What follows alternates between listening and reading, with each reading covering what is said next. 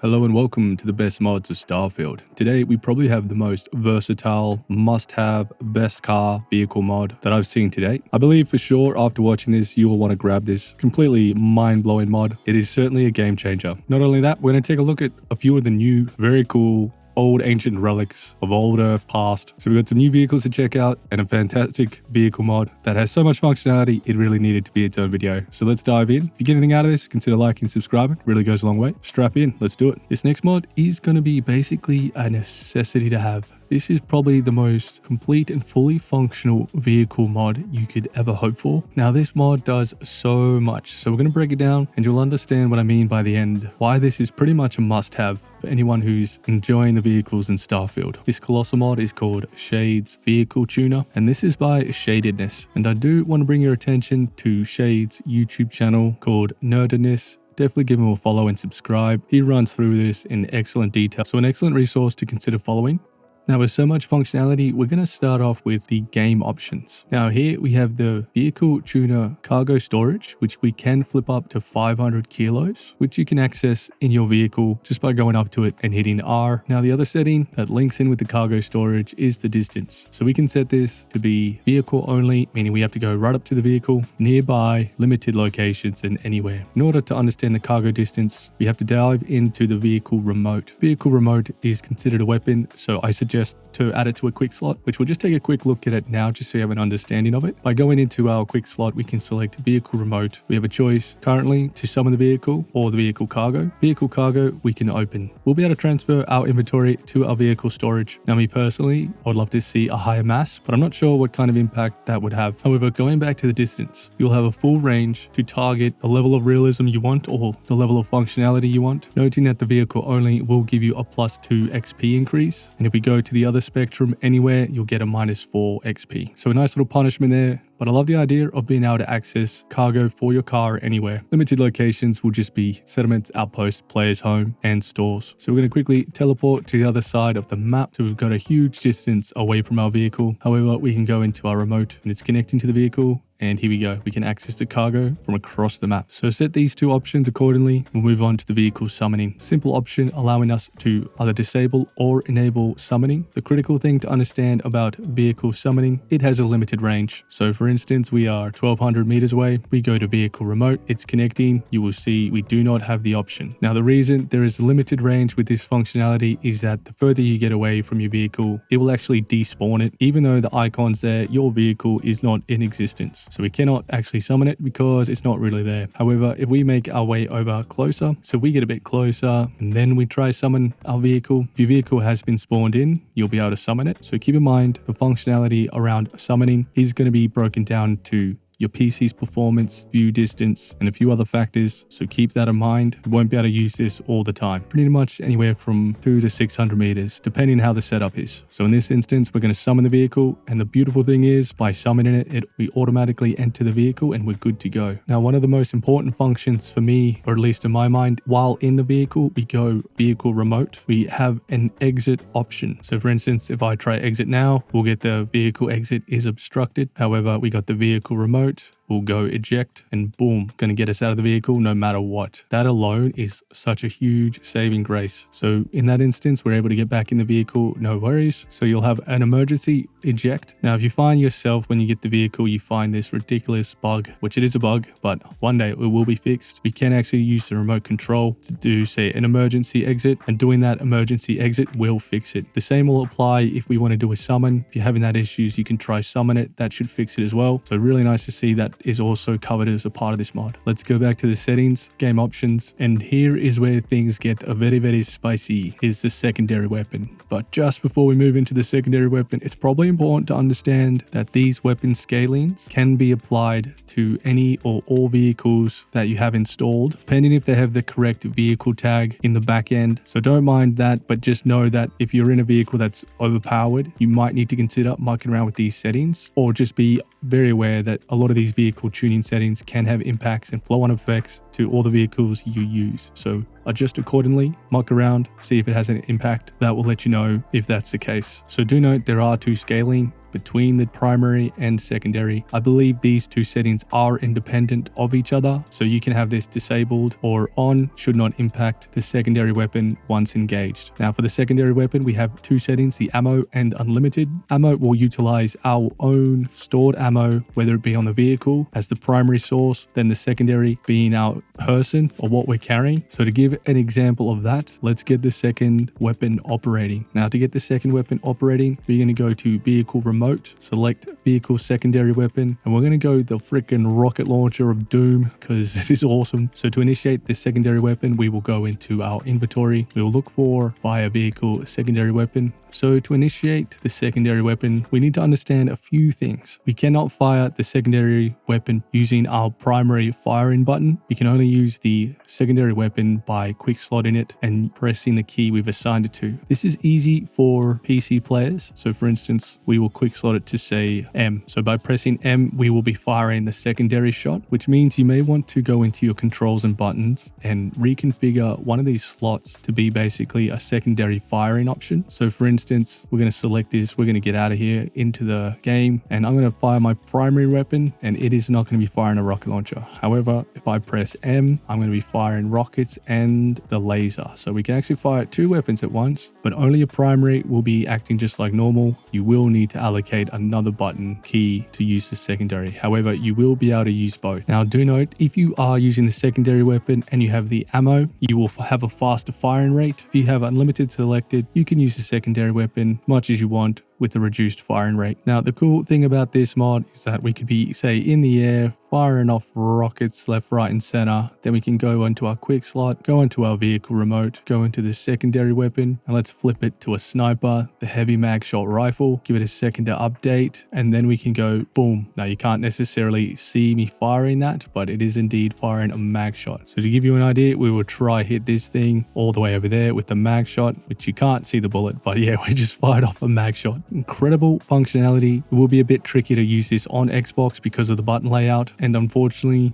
working around or implementing a different strategy is still to be seen how this could be implemented better, or rather difficult, but in the future this may be implemented in a more friendlier sense. However, we have a huge range, including the flamethrower, which is a very interesting one to have on your vehicle. Great for close combat, but has a very limited range, but still pretty nice. Something different for sure. Now outside the secondary weapon, there is still so much more functionality within this mod. It's just absolutely bonkers, and we're going to go through that right now. So one of the other biggest highlights is that we can mass harvest materials, flora and fauna, and the best part about this is we can select the rarity of the minerals we want to auto harvest while we're driving. This is going to enrich early game resource collection like never before. Now do keep in mind though, if you are harvesting, it's going to fill up your truck first, and then it's going to fill up your person, your character. However, you can switch it between the different rarities. So we're just going to set it to all. Now we're going to start driving around and sample see all these things. We're going to be able to harvest all these guys. You can see on the top right, we are getting all the different resources from all the various animals, plants, everything within the vicinity, within like a 5 to 10 meter vicinity, we are harvesting. So including the ore and minerals. So we'll just see if we can find some ore and minerals. Okay, so here we are. We have some straight ahead. We have some lead. We're just going to drive up to this, and you'll notice on the right, we get closer, we've just harvested it without even shooting it. How unreal is that? Kind of changes the game and your intimacy with mining resources. I think this will open the door for people to get much more into outpost building because of its ease of access and time-saving mechanism. This is going to be huge for new games, new players. Going back into the settings, we can fine tune this. Minerals, flora or fauna, anything in between, giving us full coverage and functionality to mess with. And not only can we do that, we can also set up a camp. Now this camp system is pretty damn awesome and insane. To activate the camping system, we just need to exit our vehicle, and keep in mind this will be applicable to nearly any vehicle you drive. Hover over the vehicle, press your button to set up camp. Now if you didn't catch that, it's just under the vehicle cargo, hit set up camp. Now we can have two options, workbenches or campfire. If we go workbenches, this is going to be probably one of the handiest ways to be crafting or upgrading weapons, spacesuits, as well as cooking on the fly, and even mission boards. We have every single mission board right at our fingertips in our vehicle now. How bonkers is that? Now it's important to note for the options for your camp is once you flick it on, because there is such flexibility of just popping up camp and be able to do upgrades, there is going to be a small penalty by increasing the material cost, either 1.2 times or just 1 times, which if you're on 1 times, it will give you -1 XP. So with that understanding, we can now pop up pretty much a portable workstation anywhere we go. I mean, to me, this is just unreal. I freaking love this idea. So going back to the camp, it's important to know that we won't be able to quick travel or leave this location really without packing up the camp. Let's try quick travel to our ship. You'll get on the top right, fast travel is currently unavailable. If we try do it via the map, we'll also get the same thing. Same if we want to try change locations in the universe. Basically, we are tied to our camp until we pack it up. So it's really important to know, don't stray too far away from the camp. That's kind of defeating the purpose. Here, we're just trying to pop it down, do what we need to do, and then pack it up. So in this instance, we've upgraded some things on our weapon, eaten some food, done all the bits and pieces. You even get a beach ball, which is just a lot of fun to muck around and kick. That will spawn every time you set this up. And then if we go back to our vehicle to pack up, we just hit spacebar, bing, bada, boom. It will take a little while. You just press it once, give it a moment, boom, pops away, and that is it. And everything will slowly dissolve, disintegrate, and disappear. Now, the other option for your campsite is the campfire beds. Clicking this is going to pop up a little homey touch, more for the role players, where it's going to pop up a little fire. Also going to have a kitchen, a bed you can sleep in, also the classic ball, and just a few other little bits and pieces. In the future, there may be option to cook on the fire, but for now, we have the cooking kitchen over here, but you can see just a few things have spawned. So pretty much it is just like setting up a campfire at night just to do some sleeping, cooking. The other important thing is when you have either of these camps down, you will get a +20 to all environmental resistances. And as discussed, fast travel is pretty much unavailable. However, you will technically be able to go to your ship and take off, but I advise not to do that, just pack up. And the thing I didn't realize earlier is that to pack up, you can just simply enter the vehicle and that is automatically going to pack up camp. So that's pretty rather incredible functionality there. Very easy to use and set up. So it just goes to show what is possible. So when it comes to setting up camp, how flexible is it? Well, we are pretty much in a random spot. We're going to hit create the campfire and it's still going to just pretty much generate it all over the shop. So be mindful. It's going to be pretty crazy and very, very flexible. You can pretty much spawn this anywhere. But the most important thing to note as well with this is that you won't be able to enter certain locations or doors that are nearby. I think it's 150 meter radius. So for example, we'll see if we can find a door around here that would cause a loading screen. Okay, I can't really find one, but for example, if you tried to enter a location and you have your camp set up, you won't be able to get through the door. You'll have to go to your camp, pack up camp, and then head to the door again, and then you'll be able to get through the door. So just something to note. So rule of thumb is just pack up camp. You can do that easily by just entering the vehicle. And finally, we have another crazy option. Here we can get direct boarding. Basically, we can trigger the menu to automatically board the ship within a range, which we can determine in this menu up to 30 meters. As soon as you get anywhere near your ship, you're going to be prompted to board. So let's put it to 30 meters. Even though we're pretty close, it should automatically happen. Or if we start driving around or start heading towards our our ship, we should get that menu. So here we go. Depending on where everything is placed, boom. See that? How freaking unreal is that? So no longer do you have to get out of your car, jump in your ship. You can just go board cockpit or even transfer cargo to ship. So you can do resource runs, drive around, grab a bunch of stuff, hit transfer to ship, and then take off and do the same again. But to me, this is just brilliant, genius functionality. So let's go cockpit and boom, we're in our ship. So depending on where things are set up in your ship, you may have to drive like almost directly under it or very close to it, but you should still have that option. But there you have it. One of the most craziest vehicle mods we've seen to this point. Mind-blowing. Shade has just done such an unreal job. This is huge for all of us. So keen to see where all this goes because it's already pretty unreal. Solving so many issues and annoyances. Crazy good, immaculate mod. Here we have the 1969 Dodge Charger. Would have preferred a black version, but I guess it might not look too good in the terms of Starfield. Not so sure how it would look, but definitely prefer a black Dodge Charger for sure. This vehicle looks awesome. The level of detail and textures are pretty good. You also get a bit of reflection off the bumper, which is pretty nice. And same with the rims. Just take this thing for a quick spin, give you an idea of how it looks and performs. Now do note we have a mod on that completely brutalifies the whole environment and biomes, so it is particularly notorious and difficult to navigate. So just keep that in mind as we go through this. So do note all these vehicles are done done by Sato. Absolute legend. Thanks Sato for bringing these in. Freaking wild to have so many choices of cool rides to check out and try. So what is really cool about all these vehicles we're going to check out, since we have a Shades mod on, we'll be able to pretty much have all the same functionality, including the secondary weapon. We can flick it to a missile launcher if we want. So we've just flicked on the rocket launcher and there we go. We can fire rockets while we're in the Dodge Charger. Freaking unreal. So the vehicle as a whole, it actually has quite a good lift or amount of lift on it. So it actually handles and performs surprisingly well. So for what it looks like, it is actually a kind of a beast when navigating most terrains. I have noticed you can get stuck on a few things, unlike other vehicles where I'd never seen some of these sort of things. You get stuck, like your bonnet gets a bit stuck under certain rocks, but for the most part, like, I think it drives really, really well. It just looks so awesome to have a first Dodge Charger in Starfield of all games. So this is some of the things I was talking about. Because the bonnet is so low, you do tend to get a little bit stuck on some things. But I mean, we are in probably one of the craziest terrains you'll ever sort of come across, because this mod just mixes and mashes so much together. You end up with a really crazy biome full of challenging terrain. But with the amount of boost, like, I'm just using a limited amount of boost, but it certainly, I think, manages the terrain so well. Also just makes it very interesting